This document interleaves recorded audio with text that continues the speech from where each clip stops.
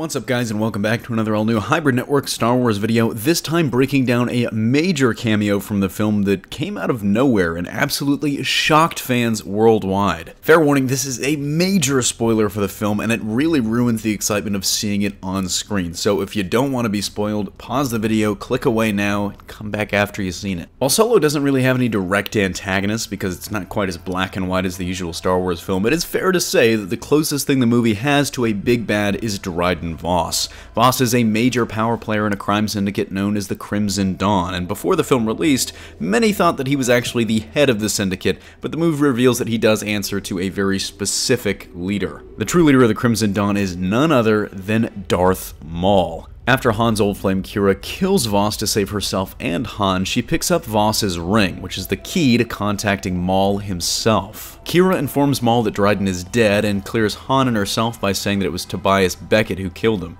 At that point, Maul removes his hood and reveals himself, telling Kira to meet him on Dathomir and that they'll be working much more closely from now on. Appearance-wise, Maul actually looks about the same. He is clearly much older, but he's rocking the same tattoos and robes that are actually virtually identical to his look from the Phantom Menace, and he very clearly has two mechanical legs, which we had seen previously in Star Wars Clone Wars. Speaking of Clone Wars, that's where this idea of Maul as a crime boss originated, so it doesn't seem too far-fetched when it happens on the big screen. In that series, he briefly was the leader of the crime syndicate Black Sun, potentially the inspiration for Crimson Dawn of this film. In that vein, the job of bringing Maul to life on the big screen for the first time in 19 years was actually split by two actors, both fan favorites in very different ways. First, the physical Maul that we actually see on screen was played once again by Ray Park, the man who brought him to life in The Phantom Menace. But Park isn't the voice of the one-time Sith apprentice, and instead, the voice you're hearing is Sam Witwer, Starkiller himself, who actually voiced the character in Clone Wars and Rebels.